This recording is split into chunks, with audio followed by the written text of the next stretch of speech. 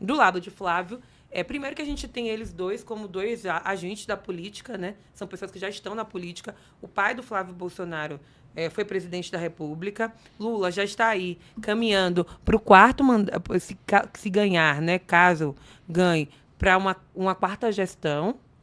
Então, são figuras já conhecidas na política. O Flávio não era tão conhecido assim, mas acaba que acontece logo ali, né, no começo da campanha, o estrago que o Master faz na campanha de Flávio. Isso a gente não pode deixar de falar aqui, né? Então, eu conversava com uma fonte de campanha que me disse que o Flávio era como se fosse um copo vazio.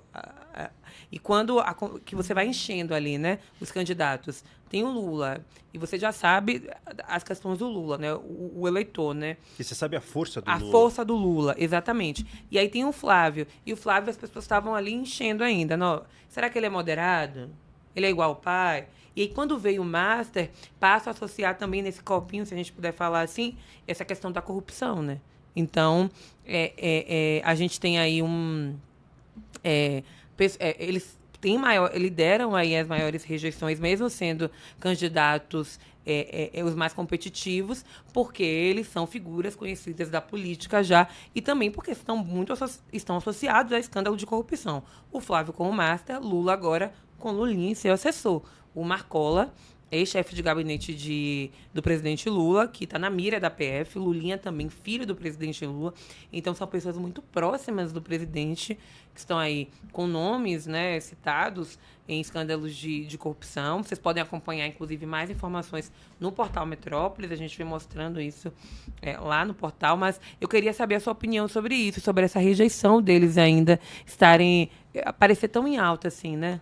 Eu acho, Milena, assim, a candidatura do Flávio, eu acho que ela tem um pouco ainda de esquizofrenia. A gente olha para a candidatura do Flávio e se a gente, como jornalista, olha para a candidatura do Flávio, o eleitor também olha dessa forma para a candidatura do Flávio. O que é a candidatura do Flávio Bolsonaro? Porque inicialmente é uma candidatura bolsonarista. O que ele tem de mais precioso nesse momento é o sobrenome.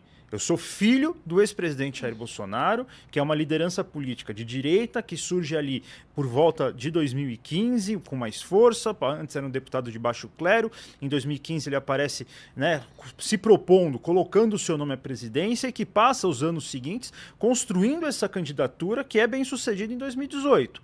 Agora, o Flávio, em nenhum momento do mandato dele como senador, ele foi exatamente o que a gente chamaria de bolsonarista raiz. Um bolsonarista que defende absolutamente as pautas ideológicas, um bolsonarista que compra brigas homéricas contra, vamos falar assim, contra a esquerda, contra a gente que eles consideram comunistas, contra a ideologia de gênero. Não me parece que o Flávio Bolsonaro não fez um mandato, vamos dizer assim, dos mais estridentes no Congresso Nacional. A gente que está todo dia ali claro, gastando sola de sapato no Salão Verde, sim. A gente sabe muito bem como o Flávio tinha aquela cara de bolsonarista moderado, enquanto a gente tinha outros bolsonaristas muito mais estridentes. Inclusive o próprio irmão dele, o Eduardo Bolsonaro, sim. Enquanto deputado federal, era um bolsonarista mais estridente. Agora, como ser esse bolsonarista raiz em uma campanha em que você também precisa ser moderado?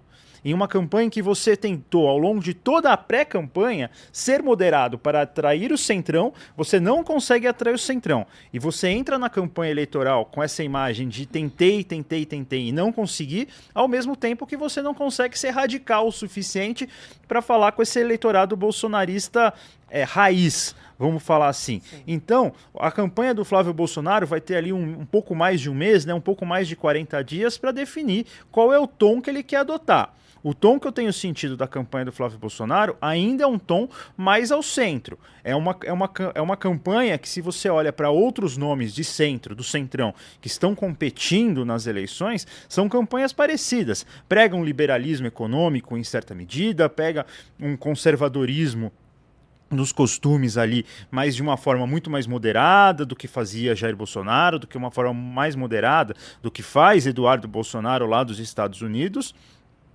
né, buscando ali conversar com o eleitor, viralizar, é funk pra cá, é samba pra lá, é música pra cá, é dancinha, e isso aparentemente não tem conquistado o mesmo percentual de votos que o pai dele tinha de uma forma mais radical, mais estridente.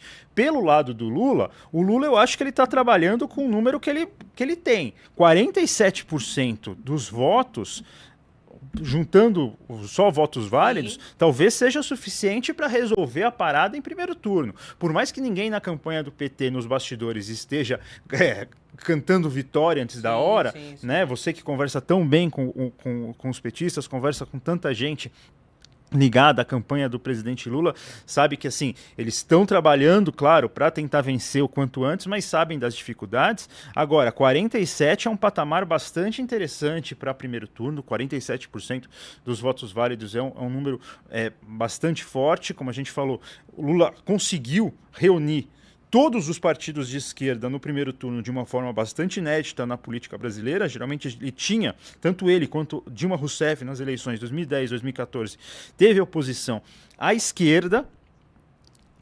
Então, acho que esse número de 47% é um número que deixa o Lula bastante confiante, assim, claro. Tem a questão do Lulinha, tem a questão do Jacques Wagner, tem a questão do Marcola.